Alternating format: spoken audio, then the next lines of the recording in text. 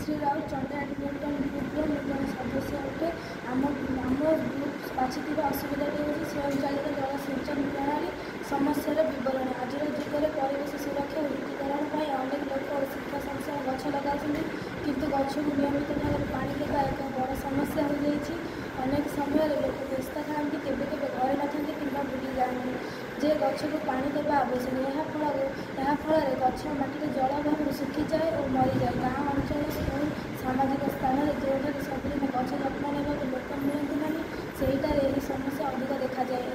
यह केवल गछ नष्ट होगा ना परिवेश और प्राकृतिक संतुलन खराब प्रभाव पकाए। यह निमंते एक नियमित व्यवस्था आवश्यक जहाँ मानव सहयोग बिना गछ को नियमित भाव में पानी जोगाई पार।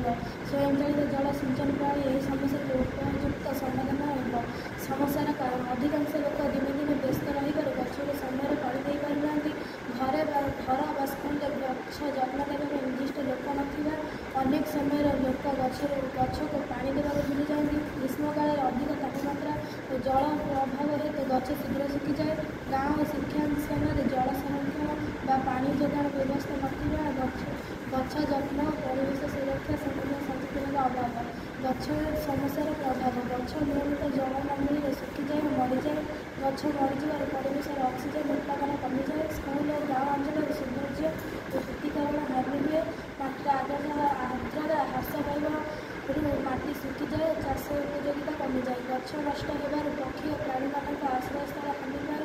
परिकृषि और संतुलन भंग हुए। दीर्घकालीन जलवायु परिवर्तन असुविधा हुए। जो मैंने प्रभावित होती स्कूल और कॉलेज अंचल गछ लगाइबा छात्र छात्री शिक्षक मैंने गाँव अंचल बगीचार चाष कर चाषी मैंने सहर और घरे गछ लगा लोक मैंने जो मैंने समय पानी दे पार परिवेश प्रेमी प्राकृतिक संतुलन रक्षा करने चाहूला समाधान समाधान यही प्रभाव में गछ को आपे आपे पानी जगाइबा एक सरल व्यवस्था तैयारी कर जलभरा प्लास्टिक बोतल कि छोट टांगी गछ पाखर उत्पादन लगा जाए। बोतल ढक्कन में छोट गोटे छिद्र कर तुला लगा जाए जहाद्वारा जल धीरे धीरे माटी को पहुँची माटी सुखिला जल अभिमुख अधिक परिमाण बाहर आउ माटी भिजा हेले जल गति ह्रास पाए। एभली भाव में गछ सब यथाप्राप्त जल पाए और सुखी जाए ना। उपभोक्ता विशेषण यही प्रणाली स्कूल छात्र छात्री शिक्षक गाँ चाषी और घरे गछ लगाइबा लोक नियोजित कराए।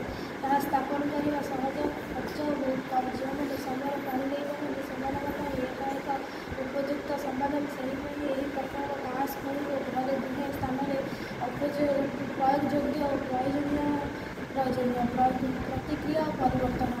आम दल जितेबाला यह प्रक्रिया धारणा प्रदर्शन कला शिक्षक और सहपाठी मैंने उपयोगी और परिवेश सहयोगी भी अभिमत देते किंतु से मत अनुसार बोतल जल शीघ्र शेष हो समस्या है। तेणु आम बड़ क्षमता थी बोतल व्यवहार करवा जल प्रवाह नियंत्रण सौर पाइप जोग कर परिवर्तन करूँ। यह फल पानी दीर्घ समय रहे और गछ नियमित भाव जल पाए। समस्त दल यह प्रक्रिया को सहज सस्ता प्रयोगयोग्य स्वीकार कर। निष्कर्ष यह प्रकल्प द्वारा गछ नियमित पानी जोगाई परिवेश सुरक्षा और सुस्थ जीवन